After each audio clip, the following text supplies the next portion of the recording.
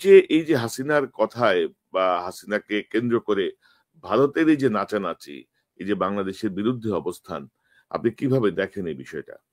তাদের কাছ থেকে টাকাগুলি উদ্ধার করা, তাহলে একটা সিগন্যাল যেত। সবচেয়ে বড় কথা হলো হাসিনার মাতা যেটা রাষ্ট্রপতি, তিনি এখনো নিজ পদ অধিষ্ঠিত আছেন। সুতরাং এখানে আওয়ামী লীগের সাহস অনেক বেশি। তারা মনে করছে বর্তমান সরকার অপারক, যার কারণে শাহাবুদ্দিন চুপ্পুর মতো একজন লোক এখনো রাষ্ট্রপতি হিসাবে আছে। সর্বপ্রথম এটাকে পরিবর্তন করা। বিতাড়িত হাসিনার উস্কানিতে কেন ভারত নাচতেছে? এক প্রকার নাচা না, আমি বলবো মনে হচ্ছে হাসিনার জন্য নরেন্দ্র মোদী নিজেই ক্ষমতা হারাবে প্রয়োজনে, তারপরেও হাসিনাকে প্রতিষ্ঠিত করে ছাড়বে। ভারতের কেন এত নাচানাচি এবং হাসিনার কারণে যে ভারতের প্রধানমন্ত্রী নরেন্দ্র মোদীও ক্ষমতা হারাচ্ছে, সেই বিষয়টি মোটামুটি এখন আলোচনায় এসেছে। তো ভারতের রাজনীতি এবং হাসিনার বিতাড়িত নিয়ে গুরুত্বপূর্ণ আলোচনা করেছেন কর্নেল অলি এবং সাংবাদিক কনক সারোয়ার। আলোচনা অনেক গুরুত্বপূর্ণ। সে আগুন জ্বালিয়ে দেওয়ার কথা বলছে, নানাভাবে ঢাকা দখলের পরিকল্পনা দিচ্ছে, নানা কিছু সামনে আসছে। আমাদের সংখ্যালঘু সম্প্রদায় যাদের সঙ্গে আমাদের আসলে একটা হৃদ্যতার সম্পর্ক, সেটা নিয়েও আমরা দেখছি যে হাসিনার পরবর্তী সময় থেকে একটা একটা একটা মানে হট্টগোল শুরু হয়েছে এবং সেখানে উস্কানি দিচ্ছে ভারত সরাসরি। আমাদের আগরতলায় আমাদের সহকারী হাই কমিশনে হামলা হয়েছে, আপনি জানেন। তো সবকিছু মিলিয়ে এই যে হাসিনার কথায় বা হাসিনাকে কেন্দ্র করে ভারতের এই যে নাচানাচি, এই যে বাংলাদেশের বিরুদ্ধে অবস্থান, আপনি কিভাবে দেখেন এই বিষয়টা? এটা অত্যন্ত দুঃখজনক। ভারত বলে তারা আমাদের বন্ধু, আমরাও মনে করতাম তারা আমাদের বন্ধু। আমি 1971 সালের কথাই বলি, তারা বলে তারা আমাদেরকে স্বাধীনতা এনে দিয়েছে। আসলে ঘটনাটা সত্য না। আমরা চেয়েছিলাম স্বাধীনতা, তারা চেয়েছিল পাকিস্তানকে দুই টুকরা করা। এটা নেহরুর ডক্টরিন ছিল, রয়ের পরিকল্পনা ছিল। তারা তাদের পরিকল্পনা বাস্তবায়ন করেছে, আমরা আমাদের পরিকল্পনা বাস্তবায়ন করেছি। নিঃসন্দেহে তারা আমাদেরকে গোলা বারুদ দিয়ে সাহায্য করেছে, এটা তাদের স্বার্থ হাসিলের জন্য। সে স্বার্থটা ছিল পাকিস্তানকে দুর্বল করা, পাকিস্তানকে ভেঙে দুই টুকরা করা, যেটা তারা পরিকল্পিতভাবে করেছিল। কিন্তু আমরা মুসলমান হিসাবে আমরা সকলের কাছে কৃতজ্ঞ, যে বা যারা আমাদেরকে সাহায্য করেছে আমরা প্রত্যেককে ধন্যবাদ জানাই, প্রত্যেকের জন্য দোয়া করি। ভারত আমাদের প্রতিবেশী। আজকে ভারতকে বুঝতে হবে, ভারতের আশেপাশে যারা আছে একে একে তারা সবাই ভারত থেকে দূরে সরে যাচ্ছে। কি কারণে সরে যাচ্ছে? কারণ তাদের হিন্দুত্ববাদের জন্য সরে যাচ্ছে। বর্তমান ভারতের সরকার ক্ষমতায় আসার পর থেকে তাদের মধ্যে হিন্দুত্ববাদটা প্রাধান্য পেয়েছে। মুসলমানদের উপরে বিভিন্ন রাজ্যে অত্যাচার করছে, পিটে মারছে, নামাজের সময় পিছনে লাথি মারছে। এই সমস্ত ঘটনাগুলি নিত্যদিনের ঘটনা। বাংলাদেশে মেজরিটি মাইনরিটি বলে কোনো কিছু নাই। আমরা মনে করি আমরা সবাই বাংলাদেশি। এবার যে দুর্গাপূজা হয়েছে আপনি জানেন, মুসলমানেরা দুর্গাপূজার মণ্ডপ পাহারা দিয়েছে। আমরা সবাই, আমি এই বয়সেও প্রত্যেকদিন রাত্রে আমার বড় ছেলে প্রফেসর ওমর ফারুককে নিয়ে, আমার দলের নেতা কর্মীদেরকে নিয়ে প্রায় সারা রাত্রে আমার নির্বাচনী এলাকার বিভিন্ন জায়গায় গিয়ে হিন্দুদেরকে সাহায্য করেছি, সহযোগিতা করেছি, তাদের মনোবল বৃদ্ধি করেছি, তাদের উৎসাহে অংশগ্রহণ করেছি। এই ধরনের দুর্গাপূজা বোধহয় ভারতের ক্যালকাটাতেও হয় নাই। সুতরাং তাদের একটা মনে রাখতে হবে, এখানে দালাল সৃষ্টি করে দালালদের মাধ্যমে বাংলাদেশকে যদি নিয়ন্ত্রণ করতে চায়, এটা অত্যন্ত ভুল চিন্তাধারা তাদের। বাংলাদেশের সাথে যদি বন্ধুত্ব সুলভ ব্যবহার করতে চায়, তাদের উচিত হবে যে সমস্ত টাকা লুণ্ঠনকারী, টাকা পাচারকারী, বাংলাদেশের অর্থনীতি ধ্বংসকারী, বাংলাদেশের আইন শৃঙ্খলা ধ্বংসকারী, বাংলাদেশের গণতন্ত্র ধ্বংসকারী যে সমস্ত ব্যক্তিরা ভারতে আশ্রয় নিয়েছে হাসিনা সহ, তাদেরকে বাংলাদেশের কাছে ফিরিয়ে দেওয়া। আজকে হাসিনা বাংলাদেশের থেকে পলায়ে ভারতে আশ্রয় নিয়েছে। ভারতে আশ্রয় নেওয়ার পরে ওখান থেকে প্রত্যেক দিন প্রতিনিয়ত কথা বলে যাচ্ছে এবং হিন্দুদেরকে উস্কানি দিচ্ছে। আমরা এখানে মনে করি না কেউ হিন্দু কেউ মুসলমান, আমরা মনে করি আমরা সবাই বাংলাদেশি, আমাদের সকলের সমান অধিকার, আমাদের যে সংবিধান আছে সংবিধান দ্বারা আমরা নিয়ন্ত্রিত। আমরা এখানে মাইনরিটি মেজরিটি বলে কোনো কথা বিশ্বাস করি না, আমরা সবাই বাংলাদেশ নাগরিক। স্যার এই যে এবারে আমাদের উচিত হবে হাসিনার মুখটা বন্ধ করা। বন্দি বিনিময় চুক্তি আছে, বাংলাদেশের যত বদমাশ, যত টাকা লুণ্ঠনকারী, ব্যাংকের টাকাতে টাকা উঠে নিয়ে ভেঙে ভারতে তারা আশ্রয় নিয়েছে সব টাকা পয়সা নিয়ে। এছাড়াও ভারত বাংলাদেশ থেকে দ্বিতীয় বৃহত্তম রেমিটেন্স পায়। আমাদের লোকেরা চিকিৎসার জন্য যায়, আমাদের লোকেরা বাজার করার জন্য যায়। আজকে আপনি দেখেন ক্যালকাটার বাজারগুলি প্রায় বন্ধ, এবং তাদের 7 সিস্টারে জিনিসপত্রের দাম 3 গুণ 4 গুণ 5 গুণ বৃদ্ধি পাবে। তাদের উচিত হবে বাংলাদেশের সাথে ভালো সম্পর্ক বজায় রাখা। বাংলাদেশের সাথে সম্পর্ক নষ্ট করে তারাই ক্ষতিগ্রস্ত হবে, বাংলাদেশ ক্ষতিগ্রস্ত হবে না। তারা যদি মনে করে বল প্রয়োগ করে বাংলাদেশকে নিয়ন্ত্রণ করবে, এটা তাদের ভুল ধারণা। বর্তমানে it is unipolar world. Unipolar ওয়ার্ল্ডে তাদের যেরকম নিউক্লিয়ার পাওয়ার আছে, আমাদের হয়তো নিউক্লিয়ার পাওয়ার নেই, কিন্তু আমাদের অনেক বন্ধু রাষ্ট্র আছে যাদের কাছে নিউক্লিয়ার পাওয়ার আছে। সুতরাং আমাদেরকে এত খাটো করে দেখার বিষয় নাই। আমরা একা নই পৃথিবীতে, আমাদের অনেক বন্ধু রাষ্ট্র আছে যারা বিপদের সময় আমাদের পাশে দাঁড়াবে। এছাড়াও বাংলাদেশে প্রায় 10 থেকে 12 কোটি যুবক রয়েছে যারা জীবন দিতে প্রস্তুত। সুতরাং তারা আর্মির পাশে দাঁড়াবে এবং জীবন দেওয়ার জন্য মাঠে নামবে। সুতরাং ভারতের উচিত হবে বাংলাদেশের সাথে জনগণের সাথে সম্পর্ক করা। কোন দালালদের মাধ্যমে সম্পর্ক করা ঠিক হবে না। দালালদের মাধ্যমে সম্পর্ক করলে বাংলাদেশের ক্ষতি হবে, তাদেরও ক্ষতি হবে, আমাদের থেকে তাদের ক্ষতি বেশি হবে। কারণ তাদের ব্যবসা বাণিজ্য অনেক জায়গায় বন্ধ হয়ে যাচ্ছে, অনেক ডাক্তাররা না খাইয়ে মরবে, অনেক হসপিটাল বন্ধ হয়ে যাবে। ক্যালকাটাতে নিউ মার্কেট বা অন্যান্য ব্যবসা বাণিজ্য, হোটেল প্রায় বন্ধ বলতে চলে। তবে স্যার ধরেন হাসিনার আমলে ভারত যেভাবে ধরেন লুটপাট চালাচ্ছিল, যেভাবে ধরেন অনৈতিক বিভিন্ন রকমের সুযোগ সুবিধা পাচ্ছিল একের পর এক, সেটি বন্ধ হয়ে যাওয়ায় তারা, আমার মনে হয় যে তারা মানে পাগল হয়ে গেছে আর কি, এরকম একটা অবস্থা।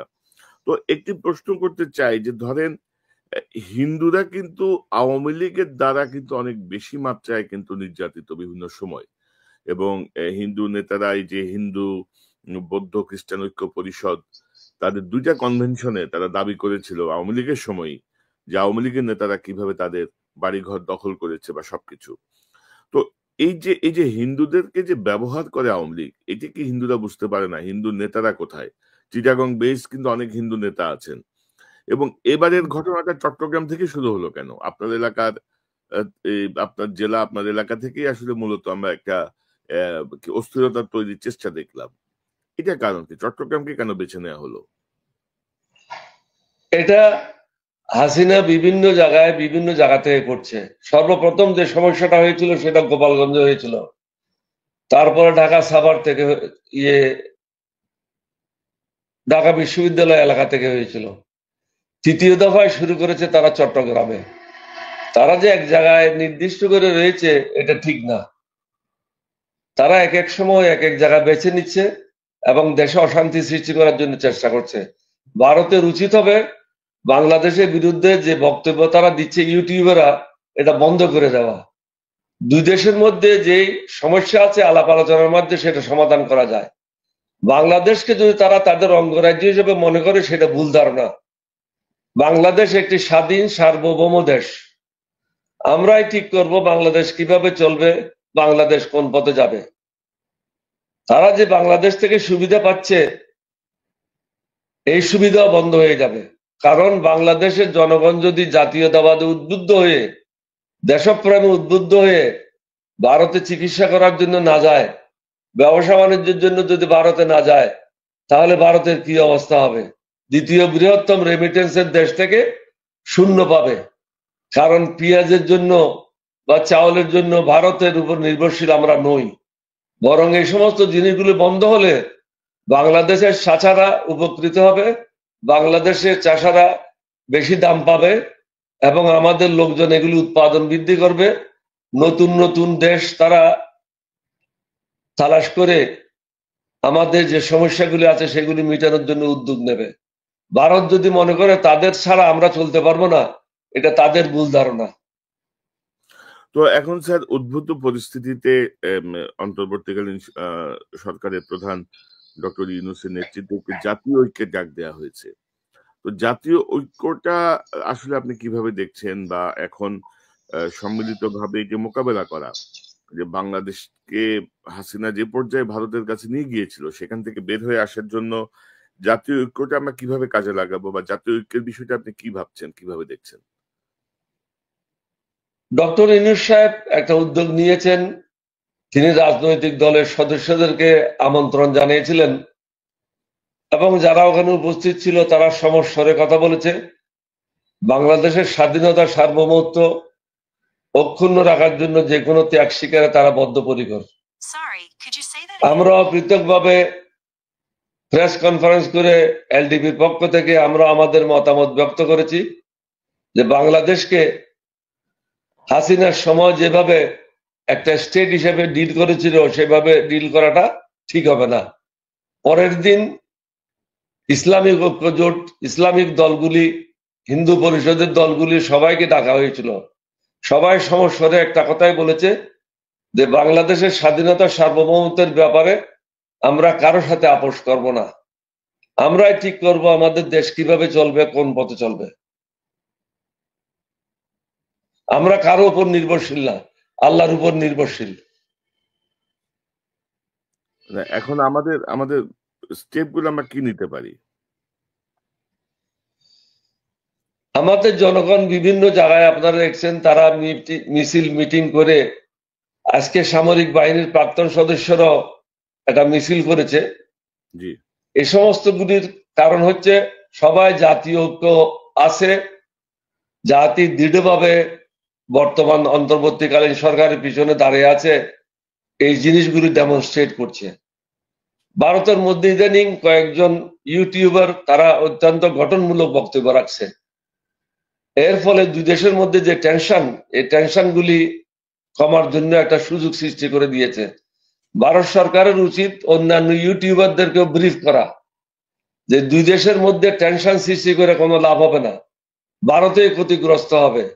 কারণ ভারত 7 সিস্টারে তাদের মালামাল নিতে হলে 3 গুণ 4 গুণ 5 গুণ দাম বৃদ্ধি পাবে। আজকে বাংলাদেশের কারণে 7 সিস্টার জীবিত আছে, না হলে 7 সিস্টারের অবস্থা অর্থনৈতিকভাবে খুবই শোচনীয় হবে, পশ্চিমবঙ্গের অবস্থা খারাপ হবে। এখন ভারতের অনেক রাজনীতিবিদের সঙ্গে আপনার যোগাযোগ ছিল, হয়তো আছে এখনো। তো আপনি কি কারোর সঙ্গে যোগাযোগ করার চেষ্টা করেছেন বা কথা বলার চেষ্টা করেছেন, বা তারা কেউ আপনার সঙ্গে যোগাযোগ করেছে কিনা একটু যদি জানতে চাই। না, সত্য কথা হলো 2000 সালের পর থেকে ভারতের কারোর সাথে আমার যোগাযোগ নেই। কোনো মন্ত্রী বা কোনো এমপি, কোনো রাজনৈতিক নেতা, কোনো সাংবাদিক, কারোর সাথে আমার যোগাযোগ নেই। আমি আমার দেশকে নিয়েই ব্যস্ত, আমার পার্টিকে নিয়েই ব্যস্ত। আমার দেশ কিভাবে এগিয়ে যাবে, যেই আশা আকাঙ্ক্ষা নিয়ে মুক্তিযুদ্ধে গিয়েছিলাম সেটা কিভাবে বাস্তবায়ন করব, সবসময় এইগুলি নিয়েই চিন্তা করি। বর্তমান সরকারকে আমরা বলেছি আপনারা নিরাপদ না, আপনাদেরকে কাজের পদ্ধতি বদলাতে হবে। দক্ষতার কোনো বিকল্প নাই। অনেকের হাই ডিগ্রি থাকতে পারে, কিন্তু দক্ষতা না থাকলে, কাজের এক্সপিরিয়েন্স না থাকলে অভিষ্ট লক্ষ্যে পৌঁছানো সম্ভব না, যেটা বর্তমান সরকারের পক্ষে যেটা হচ্ছে। গত 3 মাস তাদের কাছ থেকে আমরা যেভাবে আশা করেছিলাম সেভাবে তারা আমাদের আশা আকাঙ্ক্ষা পূরণ করতে পারে নাই। তারা খুব স্লো, এবং প্রত্যেকটা মন্ত্রণালয়ে যে কাজগুলি করার কথা এটা অনেকেই বুঝছে না তার দায়িত্বটা কি। শুধু মনে করছে একটা ফ্ল্যাগ পেয়েছি, একটা গাড়ি পেয়েছি, মন্ত্রী হয়ে গেছে, অনেক কিছু হয়েছে, কিন্তু 18 কোটি মানুষের যে দায়িত্ব তার কাঁধের উপর বর্তাইছে সেটা সে বুঝতে ভুল করছে। সুতরাং নির্বাচন যত তাড়াতাড়ি হবে এই সরকারের জন্য মঙ্গল। এখন ধরেন আপনি যদি বলছিলেন এই সরকারের আগামীকাল 4 মাস পূর্ণ হবে, 8ই ডিসেম্বর 4 মাস পূর্ণ হবে। তো এই 4 মাসে আপনি সন্তুষ্ট না, আপনি যেটি বলছেন, তো কেন সন্তুষ্ট না? অর্থাৎ সরকার তো অনেক রকম কথা বলছে, বা সরকারের যদি আপনি একটা মূল্যায়ন করেন, আপনি ইতিমধ্যে বলছেন যে তারা পারছে না। এখন পারার জন্য কি করতে হবে? সরকার তো কথাও শুনছে না কিন্তু। ধরেন উপদেষ্টাদেরকে নিয়ে বারবার বলা হচ্ছে, বিভিন্ন জায়গা থেকে বলা হচ্ছে, আমরা বলছি, পত্রিকাগুলো লিখছে, নানা ব্যর্থতা তুলে ধরছে, নানা আচরণ তুলে ধরছে। কিন্তু সেখানেও কিন্তু গুণগত পরিবর্তন হচ্ছে না, বরঞ্চ আরো খারাপের দিকে যাচ্ছে। নতুন নতুন উপদেষ্টা যাদেরকে নেওয়া হচ্ছে, আরো বিতর্কিত লোককে নেওয়া হচ্ছে। এটার কারণ কি? আবার এখানে 111 এ ৫-৬ জন মানুষ আছেন, যারা 111 এর সময় যুক্ত ছিলেন সরকারের সাথে। তো সব মিলিয়ে এই সরকারের নেপথ্যে আপনি কোন ষড়যন্ত্র দেখছেন কিনা, বা আপনার? অবশ্যই ষড়যন্ত্র আছে, কারণ গত 4 মাসে যে সমস্ত মন্ত্রী, এমপি, সরকারি কর্মকর্তা হাসিনাকে টিকিয়ে রেখেছিল, যে সমস্ত ব্যবসায়ীরা হাসিনাকে টিকিয়ে রেখেছিল, তাদের বিরুদ্ধে দৃশ্যত এখনো পর্যন্ত কোনো পদক্ষেপ গ্রহণ করে নাই। শুধু জেলে দিলে হবে না, তারা যে টাকাগুলি আত্মসাৎ করেছে ব্যাংক থেকে, যে টাকাগুলি লুটপাট করেছে, তাদের কাছ থেকে সে টাকাগুলি উদ্ধার করতে হবে। বাংলাদেশে যারা আছে অনেকে জেলেও আছে, বাইরেও আছে। বাইরে যারা আছে তাদেরকে ধরার কোনো উদ্যোগ দেখছি না দৃশ্যত। ভিতরে যারা আছে জেলের মধ্যে, তাদের কাছ থেকে টাকা উদ্ধারের কোনো ব্যবস্থা দেখছি না। এখানে টাকাগুলি উদ্ধার করার জন্য পদক্ষেপ নিতে হবে। আপনি দেখেছেন যে একটা কমিটি করা হয়েছিল, যে শ্বেতপত্র প্রকাশ করার জন্য। শ্বেতপত্র প্রকাশ করে তারা পরিষ্কারভাবে বলেছে 28,000 কোটি টাকা দেশ থেকে লুটপাট হয়েছে। কিন্তু তাদের কাজ না এই টাকাগুলি উদ্ধার করা। বর্তমান সরকারের কাজ হলো এই টাকাগুলি উদ্ধার করা। দৃশ্যত এই সরকার এখনো পর্যন্ত 4 মাসে টাকাগুলি উদ্ধারের কোনো পদক্ষেপ নেয় নাই। তাদের যে রুটিন কাজগুলি তারা করছে না ঠিক মতো। কারণ হাসিনার যেগুলি তাবেদার ছিল সরকারের বিভিন্ন জায়গায়, তারা এখনো বহাল তবিয়ত আছে প্রত্যেকটা প্রতিষ্ঠানে। উচিত ছিল তাদেরকে বরখাস্ত করা, জেলে নিক্ষেপ করা, তাদের কাছ থেকে টাকাগুলি উদ্ধার করা, তাহলে একটা সিগন্যাল যেত। সবচেয়ে বড় কথা হলো হাসিনার মাতা, যেটা রাষ্ট্রপতি, তিনি এখনো নিজ পদে অধিষ্ঠিত আছেন। সুতরাং এখানে আওয়ামী লীগের সাহস অনেক বেশি। তারা মনে করছে বর্তমান সরকার অপারক, যার কারণে শাহাবুদ্দিন চুপুর মতো একজন লোক এখনো রাষ্ট্রপতি হিসাবে আছে। সর্বপ্রথম এটাকে পরিবর্তন করা প্রয়োজন ছিল। এখানে সংবিধানের দোহাই দিয়ে, আইনের দোহাই দিয়ে চলবে না। এই সরকার আইন মেনে আসে নাই, এই সরকার আসছে বিপ্লবের মাধ্যমে। বিপ্লবের মাধ্যমে যখন একটা সরকার আসে, is a necessity of law. জনগণের যেটা প্রয়োজন সেটাই আইন, দেশের জন্য যেটা মঙ্গল সেটাই আইন। সংবিধানে কি 2 লাইনে কি লেখা আছে, এটা যদি পড়ে দেশ চালানো হয়, তাহলে দেশ আগে যাবে না, এবং যারা দেশকে ধ্বংসের জন্য দায়ী তাদেরও বিচার ঠিক মতো করা সম্ভব হবে না। আপনি এই সরকারকে আরো দৃঢ় পদক্ষেপ নিতে হবে, পরিপক্ক পদক্ষেপ নিতে হবে, এবং যারা কর্মকাণ্ড বুঝে, যারা সরকার পরিচালনা করেছে অতীতে, তাদের সাথে পরামর্শ করলে ইউনূস সাহেব উপকৃত হবে। আমি মনে করি না এই যাবৎ যারা সরকার পরিচালনায় অভিজ্ঞ তাদের সাথে তিনি কথা বলেছেন, এটা আমার জানা নেই। আপনি আপনি এলডিপি প্রেসিডেন্ট হিসেবে গত 21শে অক্টোবর, সম্ভবত গত 19শে অক্টোবর, আপনি ডক্টর ইউনূসকে 23 দফার একটি প্রস্তাব দিয়েছেন তাদের করণীয় বা তাদের পরামর্শের জন্য। তো সরকার কতটুকু আপনার এইসব প্রস্তাব গ্রহণ করছে বলে আপনি মনে করেন? 23 দফা না, কনক, এখানে আমি আপনাকে কারেক্ট করতে চাই। আমি প্রথম দফায় দিয়েছিলাম 83 দফা, তারপরে দিয়েছি 26 কি 27 দফা, সর্বমোট 127 কি 125টা দফা দিয়েছি। এটা কোনো দফাতে আমাদের কাকেও চাকরি দেওয়ার কথা নেই, আমাদের কাকেও কোনোখানে পদে বসানোর কথা নেই, আমাদের কাকেও কোনো মামলা থেকে মুক্ত করার বিষয় না, আমাদের কাকেও অর্থনৈতিকভাবে সাহায্য করার বিষয় নাই, লোন দেওয়ার বিষয় নাই, বা আমাদের কর্মীদেরকে সাহায্য করার বিষয় নাই, বা আমাদের বিরুদ্ধে যে মামলা আছে মামলা উড্ডল করার বিষয়টা নেই। আমরা যেটা বলেছি, বিভিন্ন মন্ত্রণালয়ে কি কি দায়িত্ব পালন করলে দেশ উপকৃত হবে, আমি মনে করি না ডক্টর ইউনূস সাহেবের অফিস এই পয়েন্টগুলি আলাদা আলাদা করে মন্ত্রণালয়ে পাঠাইছে বলে আমার ধারণা নেই। যদি পাঠিয়ে থাকে মন্ত্রণালয়গুলি কাজগুলি সঠিকভাবে করছে না। এটা ডক্টর ইউনূস সাহেবের উচিত ছিল তার স্টাফদেরকে বলা যে পয়েন্টগুলি পৃথক পৃথক করে নির্দিষ্ট মন্ত্রণালয়ে পাঠানো এবং মন্ত্রণালয়গুলি কি পদক্ষেপ নিয়েছে তাদেরকে জবাব দিয়ে তার আওতায় আনা। তিনি যদি মনে করেন আমাদের কোনো পয়েন্টগুলি রেলিভেন্স নাই, তাহলে এটা গ্রহণ করেন না। যেটা গ্রহণ করেছেন সেটা কি পদক্ষেপ নেওয়া হয়েছে, কি বাস্তবায়িত, কতদূর বাস্তবায়িত হয়েছে, এটা তার হিসাব নিকাশ করার প্রয়োজনীয়তা রয়েছে। এখানে আমি মনে করি সর্বক্ষেত্রে অভিজ্ঞতার বিরাট অভাব রয়েছে। আপনি উপদেষ্টা বলেন বা অন্যান্যরা বলেন, যে যেখানে দায়িত্ব পেয়েছে তাদের কোনো অভিজ্ঞতা নাই। তাদের শিখতে শিখতে 6 মাস চলে যাবে, ততদিন কম বলে কোনো ক্যাশ থাকবে না।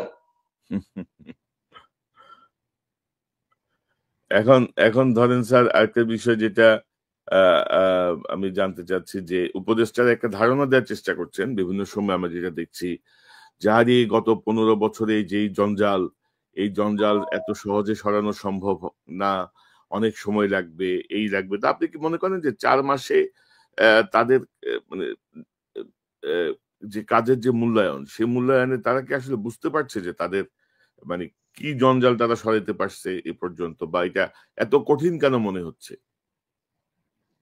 আমার এখানে বক্তব্যটা খুবই স্পষ্ট।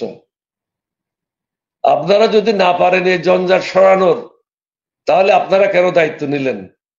দায়িত্ব থেকে সরে দাঁড়ান, যারা পারবে তাদেরকে সুযোগ দেন। বাংলাদেশে অনেক দক্ষ লোক আছে, অনেক অভিজ্ঞ লোক আছে, যারা দিনরাত পরিশ্রম করে আমূল পরিবর্তন আনতে পারবে। আমরা তাদের কাছ থেকে এটা আশা করি না যে তারা আমাদেরকে আকাশে নিয়ে যাবে। অন্তত 50% ইমপ্রুভমেন্ট তো হওয়ার কথা। অর্থনৈতিক ক্ষেত্রে বলেন, শ্রীলঙ্কা তো 2 মাসের মধ্যে ইমপ্রুভমেন্ট করেছিল, উন্নয়ন করেছিল অর্থনীতির অবস্থা। তো বাংলাদেশে পারছে না কেন? আমাদের প্রধান উপদেষ্টা একজন বিশ্ববিখ্যাত নোবেল লরিয়েট, যিনি অর্থনীতিতে একজন এক্সপার্ট, তার অধীনে অনেকগুলি অর্থনীতি করছে। তাহলে অর্থনৈতিক ক্ষেত্রে আমাদের উন্নয়ন হচ্ছে না কেন?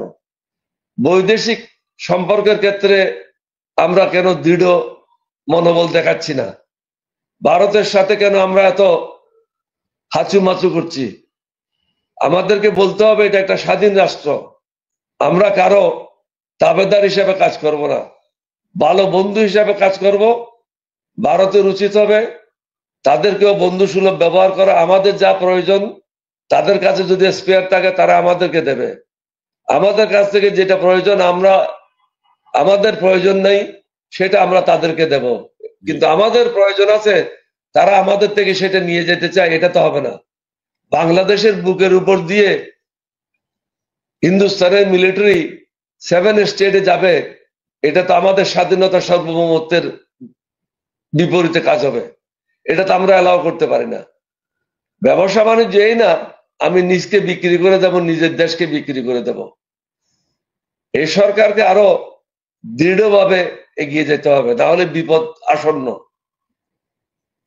স্যার, আমি একটু আপনাকে যদি দেখাই যে আপনি এটা আমাদের সময়ের একটা রিপোর্ট, 19 অক্টোবর 2024 প্রধান উপদেষ্টাকে যে 23 প্রস্তাব দিলেন অলি আহমেদ, এখানে আপনারা প্রধান উপদেষ্টার সাথে ছবি, এবং আপনাদের এই যে 23টি প্রস্তাবের তারা কাগজটা পুরো তুলে দিয়েছে।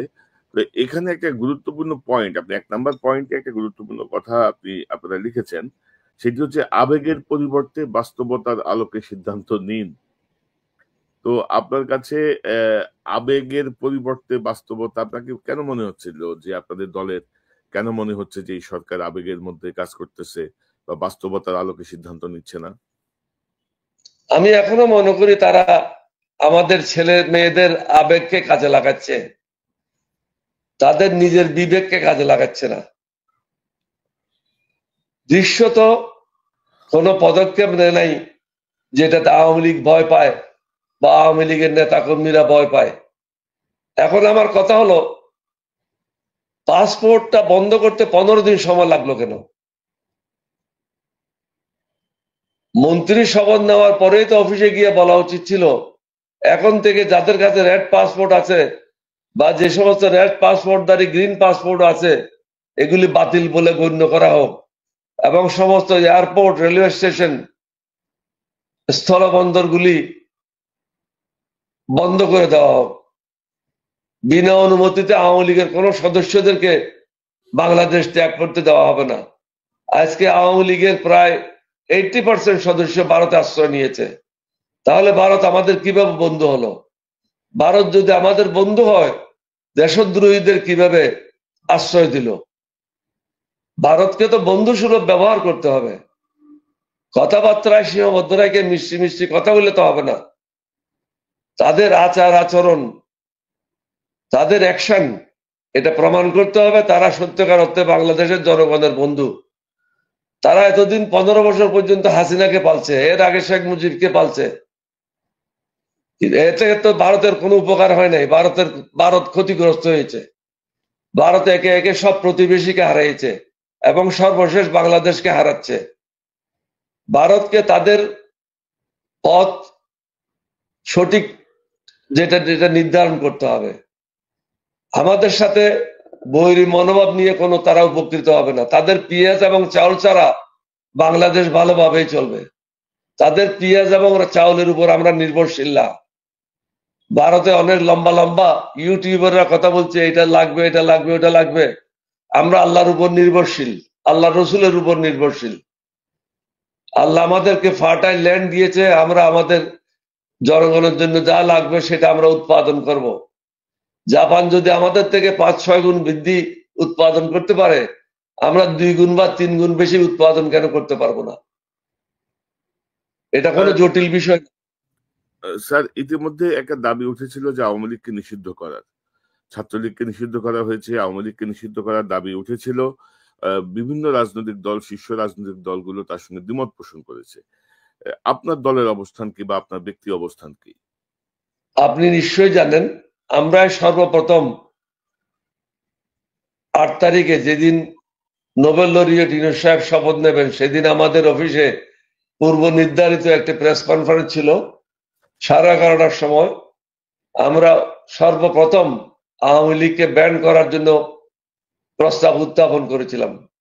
আমরা আশা করেছিলাম বড় বড় রাজনৈতিক দলগুলিও সমস্যার কথা বলবে, কিন্তু দুঃখের বিষয় হলো আমাদের অনেকে আওয়ামী লীগের প্রতি প্রেম প্রীতি প্রদর্শন করছে, কিন্তু তারা বুঝছে না মাকড়সা যখন ঘর বানায় পরে কিন্তু নিজেই নিজের জালে বন্ধ হয়ে মারা যায়। আওয়ামী লীগ কারো বন্ধু না। 1971 সালের পর থেকে তারা যে সমস্ত ব্যবহার করেছে প্রত্যেকটা রাজনৈতিক দলের সাথে, প্রত্যেকটা রাজনৈতিক দলকে সেগুলি চিন্তা ভাবনা করে পদক্ষেপ নিতে হবে। আওয়ামী লীগ কোন রাজনৈতিক দলের বন্ধু না, আওয়ামী লীগও না, জাতীয় পার্টিও না। এই দুইটা পার্টিকে রাজনীতি করা থেকে বিরত রাখতে হবে। প্রয়োজনে নতুন আইন করে তাদের রাজনীতি বন্ধ করতে হবে, কারণ তাদের রাজনীতি হলো দেশ ধ্বংসের রাজনীতি, অর্থনীতি ধ্বংসের রাজনীতি, লুটপাটের রাজনীতি। আপনি হিন্দুদের কথা বললেন, 1971 সালের পরে বাংলাদেশে শুধু একটাই রাজনৈতিক দল ছিল, সেটা হলো আওয়ামী লীগ। মুসলিম লীগের কোনো অস্তিত্ব ছিল না।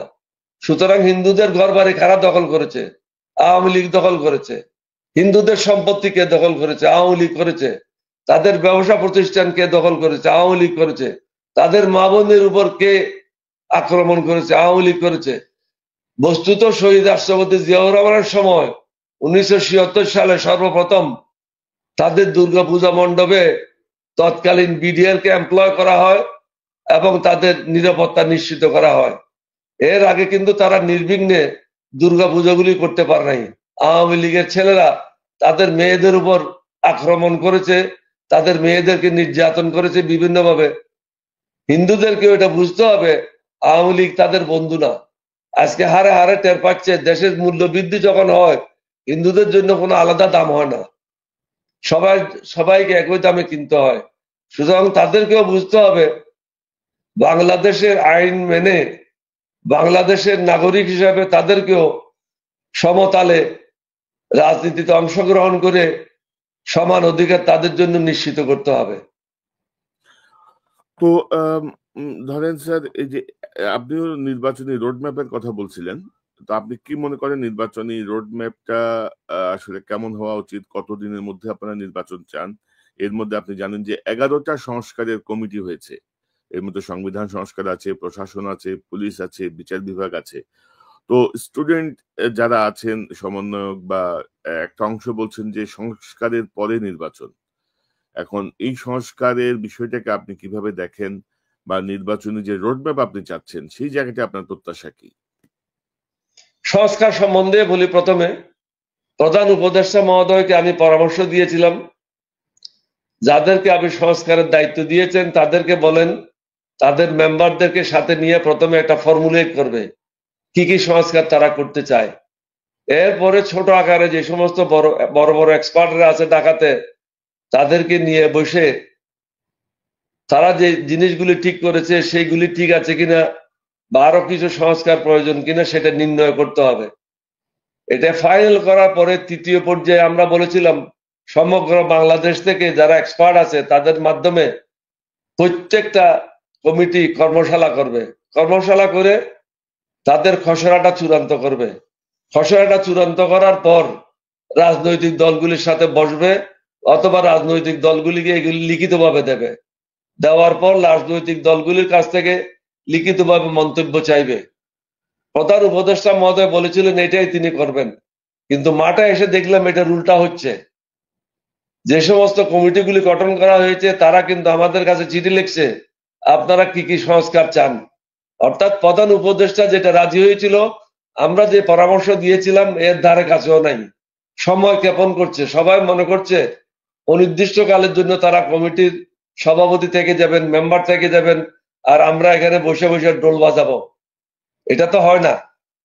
দেশে স্থিতিশীল করার জন্য নির্বাচন অবশ্যই প্রয়োজন। বর্তমান সরকার একে তো দুর্বল, সরকার পরিচালনা তাদের কোনো অভিজ্ঞতা নাই।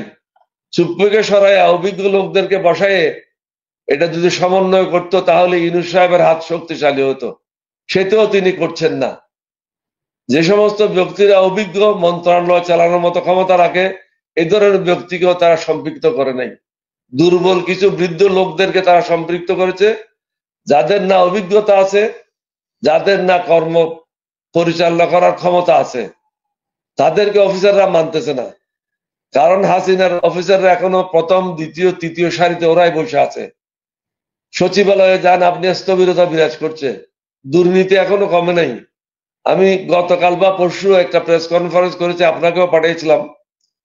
পুলিশের ওসি যখন পোস্টিং এর জন্য যায় এসপির কাছে, তারা টাকা দাবি করছে।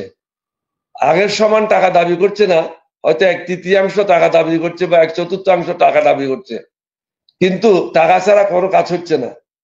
বিভিন্ন বড় ব্যবসায়ীদেরকে যারা নিরপরাধ তাদেরকে বিভিন্ন মামলায় আসামি করে তাদের কাছ থেকে টাকা কিভাবে নেবে সেই ফন্দিও আটকাচ্ছে, এবং নিরপরাধ লোকেরা অনেক জায়গায় ক্ষতিগ্রস্ত হচ্ছে। আপনারা যারা ইউটিউবারে আছেন, আপনাদের কাছে আমরা অনুরোধ করব, আপনারা বাস্তবসম্মত যে জিনিসগুলি আছে সেগুলি তুলে ধরেন, দেশকে উপকৃত করেন, জনগণকে উপকৃত করেন, সরকারকে সাহায্য করেন। আমরা বলেছি আমরা সরকারকে সাহায্য করার জন্য প্রস্তুত। এলডিপি সবসময় সরকারকে সাহায্য করতে চায়। আমরা চাই এই সরকার সফল হোক, কারণ এই সরকার যদি সফল না হয় দেশ ক্ষতিগ্রস্ত হবে। আর তারা যদি মনে করে অনির্দিষ্টকালের জন্য তারা ক্ষমতায় বসে থাকবে আর আমরা বসে বসে বাইরে ঢোল বাজাবো, এটা তো হবে না। আমরা তো এখানে ঢোল বাজানোর জন্য আসি নাই। আমরা 15 বছর হাসিনার বিরুদ্ধে সংগ্রাম করেছি। তারা কয়দিন সংগ্রাম করেছে, কি সংগ্রাম করেছে, কোন উপদেষ্টা কোন সংগ্রামে ছিল? আমরা তো আমাদের রক্ত দিয়েছি। আমার দলেরও 4 জন শহীদ হয়েছে, 15 জন আহত হয়েছে, অঙ্গহানি হয়েছে।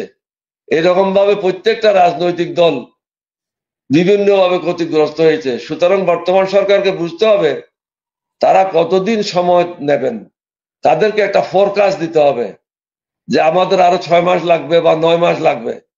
এই ফোরকাস্টটা যদি তারা দিয়ে দেয় তাহলে রাজনৈতিক দলগুলি তাদের রাজনৈতিক কর্মকাণ্ড নিয়ে নির্বাচন গুছানোর জন্য কাজে লেগে যাবে। এখন তো কখন নির্বাচন হবে আমরা জানি না। সুতরাং আমরা এখন ঢাকাতে সবাই। স্যার আমি যদি একটু যোগ করি যে ধরেন সেনা প্রধান বলেছেন 18 মাসের মধ্যে নির্বাচন। ধর্ম উপদেষ্টা বলেছেন যে হাসিনার যতটুকু সময় বাকি ছিল তার টেনিয়রের, মানে হাসিনা তো কয়েক মাস মাত্র চালালো, জানুয়ারি থেকে অগাস্ট, বাকি সময়টাই আমরা থাকবো, অবশিষ্ট সময়টা এই সরকারের। আবার ডক্টর ইউনূস আবার একটা ইন্টারভিউতে বলেছেন সরকারের মেয়াদ 4 বছর, বা যত কমের মধ্যে তারা যেতে শেষ করতে পারেন ততই ভালো। তো আপনি কি মনে করেন যুক্তিসঙ্গত সময় আপনারা কতদিন পর্যন্ত দিতে চান? তারা যে বক্তব্যগুলি রেখেছে, আমি মনে করি সেনা প্রধান যে বক্তব্যটা রেখেছে এটা মোটামুটি একটা যুক্তিসঙ্গত টাইম।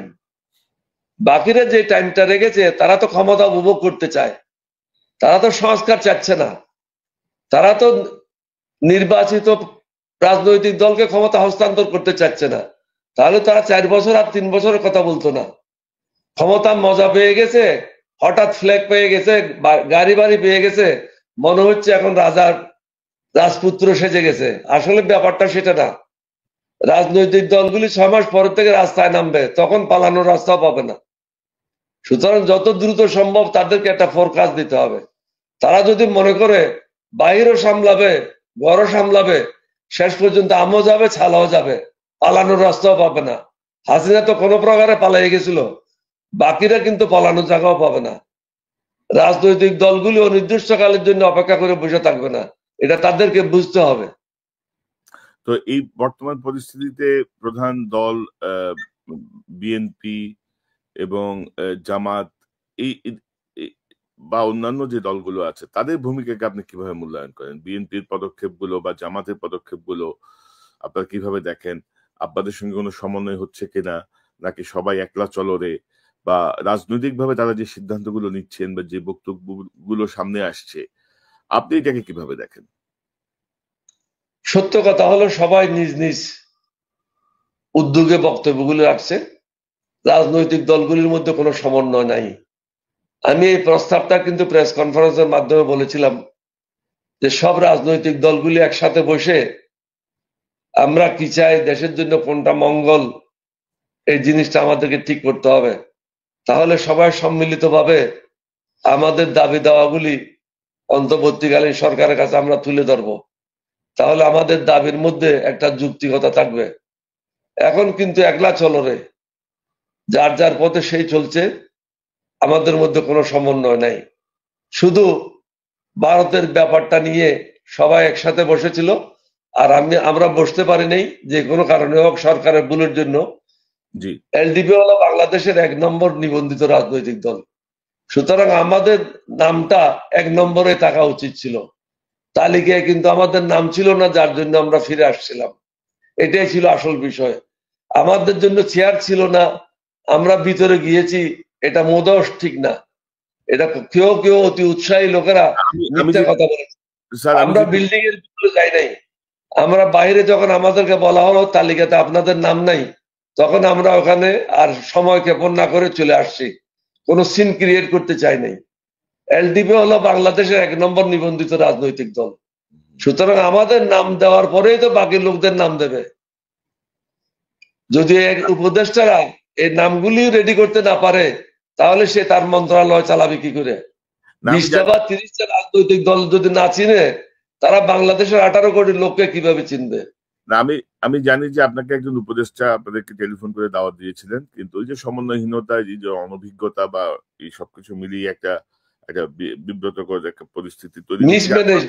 মিসম্যানেজমেন্ট, এটা আপনাদের জন্য না, এটা সরকারের জন্যই বিব্রতকর হওয়ার কথা। কারণ আপনার মতো একজন মানুষকে সেখানে উপস্থিত করতে না পারাটা এদের ব্যর্থতা বলে আমি মনে করি। তো আমরা আমাদেরকে তো বলতে পারতো, আমাদেরকে বলতে পারতো স্যার আপনারা আসেন, ভিতরে বসেন, আমরা একটু চেক করে দেখি।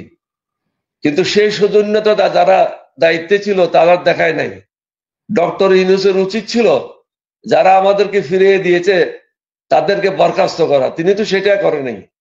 এই সমস্ত লোকদেরকে মাথায় উঠে রাখছে, যার কারণে তার সরকার ফিল করছে। না, আর বিষয়টা তাকে দৃঢ়ভাবে পদক্ষেপ নিতে হবে। ধরেন এইটার জন্য তো আর মহাভারত সংঘঘণ্টা কিছু নাই, এটা ইনস্ট্যান্ট ডিসিশন নিয়ে ভুলটা কারেকশন করতেই পারতো। তো ওই যে আমলাতান্ত্রিক জটিলতা, ওই যে একটা আছে না আমাদের সিকিউরিটি, কথিত সিকিউরিটি ক্লিয়ারেন্স, ঘুম ভাম এসব করে একটা মানে বোঝাই যাচ্ছে যে আগের ভূত এখনো যায় না, এগুলো বোঝা যাচ্ছে গেটের থেকে। না, বুথগুলি সব বসে আছে, বুথগুলি সব জায়গায় বসে আছে, প্রত্যেকটা প্রতিষ্ঠানে হাসিনার প্রেতাত্মা বসে আছে, যার কারণে সরকার সফল হচ্ছে না। মানে এই সরকারের উচিত ছিল হাসিনার প্রেতাত্মাগুলিকে সরাই ফেলা, তাদেরকে অ্যারেস্ট করা, তাদের কাছ থেকে টাকাগুলি উদ্ধার করা। এর কোনোটাই হচ্ছে না। আর এই ডক্টর অলি আহমেদ কোথাও যাওয়ার জন্য তার তালিকায় নাম থাকতে হবে, এটা আমি অন্তত সমর্থন মানি না আর কি। যে আপনি নিজেই একটা প্রতিষ্ঠান, আপনার সেখানে উপস্থিতির জন্য সর্বপ্রথম বিদ্রোহ করেছে সরোয়ার, জি, বাংলাদেশের one of the founder, Bangladesh সামরিক বাহিনীর ওয়ান অফ দ্য ফাউন্ডার। আমাকে যদি ঢুকতে না দেয় তাহলে আর কারো ঢুকার অধিকার কি আছে ওখানে? আচ্ছা, আমাদের উপদেষ্টাদের কিনা অনেক কথা বললাম, উপদেষ্টাদের মধ্যে তো সবই আপনার জেলার কৃতি সন্তান। মানে চট্টগ্রামে যে এত কৃতি সন্তান আছে, মানে উপদেষ্টা বা উপদেষ্টার বাইরে বিভিন্ন পর্যায়ে যারা নিয়োগ হয়েছে সবই তো চট্টগ্রামের মানুষ। কাহিনী, it is heart of Bangladesh, don't forget, Chittagong is heart of Bangladesh. কিন্তু তাই বলে আপনার জেলার লোকজন ব্যর্থতার দায়ে তো আপনাদের ঘাড়ে আসতেছে, তাই না? চট্টগ্রাম অবশ্যই, ওটা অস্বীকার করার কোনো উপায় নেই। এখন প্রয়োজন শাহাবুদ্দিন চুপ্পুকে অনতি বিলম্বে বাইর করা, জি, 16 ডিসেম্বরের আগে বাইর করা, না হলে 16 ডিসেম্বর আমাদের যে বিজয় দিবস সেটা ম্লান হয়ে যাবে। অন্তত শাহাবুদ্দিন চুপ্পুর আমন্ত্রণে আমি তো বঙ্গভবনে যাব না। রাইট। মুক্তিযুদ্ধকে অপমানিত করব না। এইরকম একটা দ্বৈত নাগরিকের লোক, দুর্নীতিবাজ লোকের কাছে গিয়ে আমি আমন্ত্রিত ভাবে যাব, তার সামনে উপস্থিত হয়ে তাকে কুর্নিশ করব, এই মনোভাব আমার নাই। আমি একজন মুক্তিযোদ্ধা, স্বাধীন চেতা লোক, দেশকে ভালোবাসি, দেশের মানুষকে ভালোবাসি,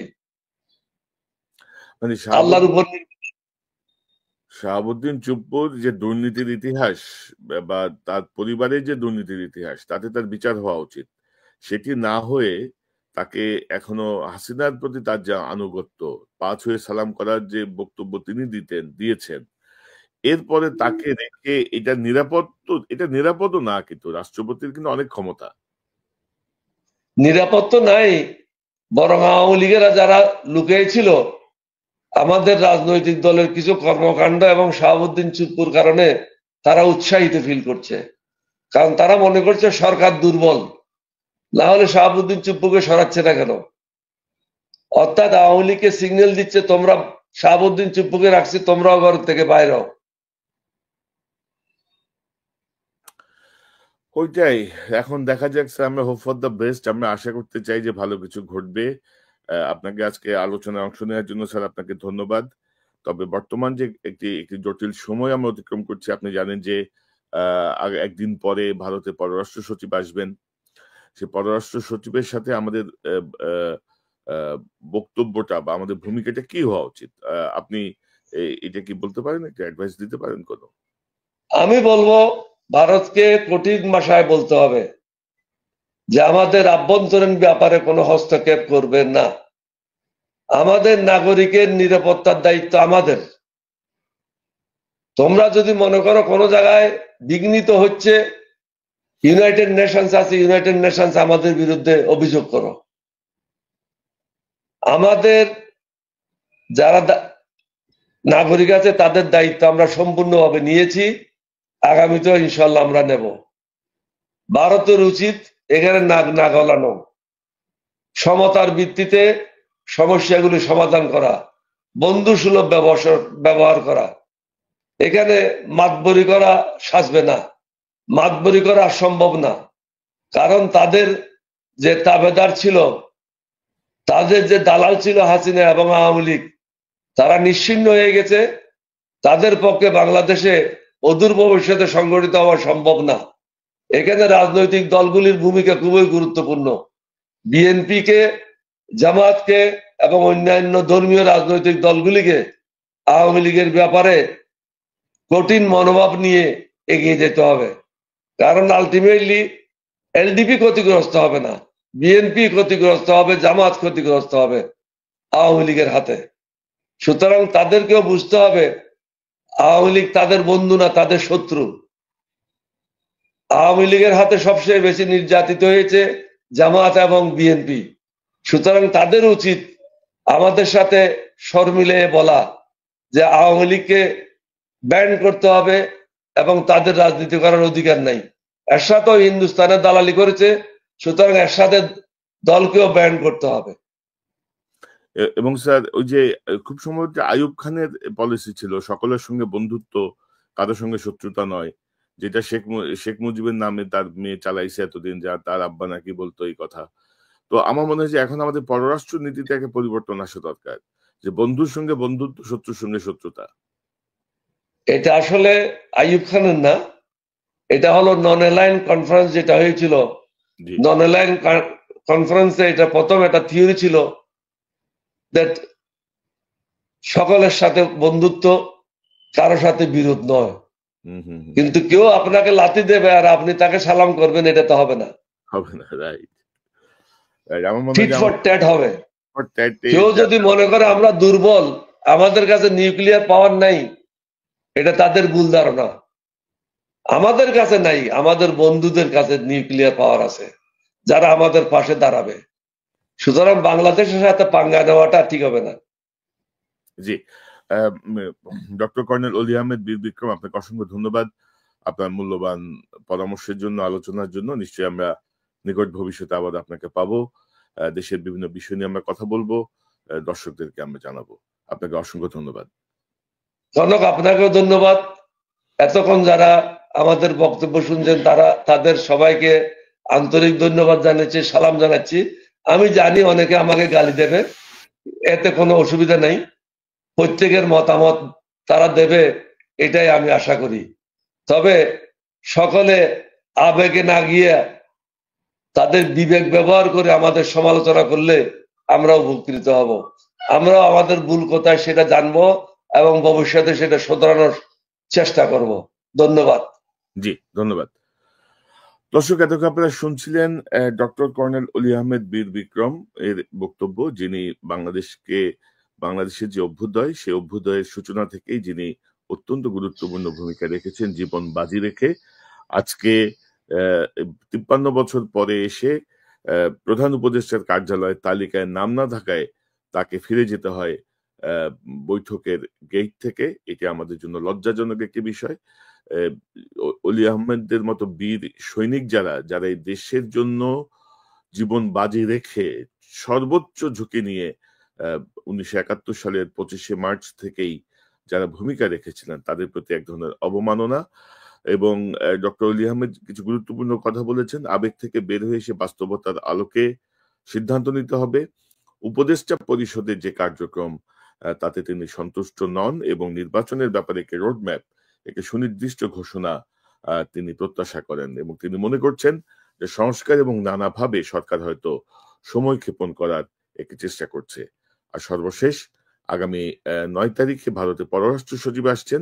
আমার মনে হয় যে তিনি যেমনটি বলছিলেন, সেটি আমিও মনে করি যে কঠোর। দর্শক, আলোচনাগুলো শুনেছেন, শুনে বুঝতে পেরেছেন যে ভারত আসলে কি চায় এবং ভারত কেন এতটা হাসিনার কথায় নাচছে, এবং গুরুত্বপূর্ণ আলোচনা করেছেন কর্নেল অলি সাহেব। তো তার আলোচনা আপনি শুনেছেন, শুনে আপনার কাছে কেমন লেগেছে মন্তব্য করবেন।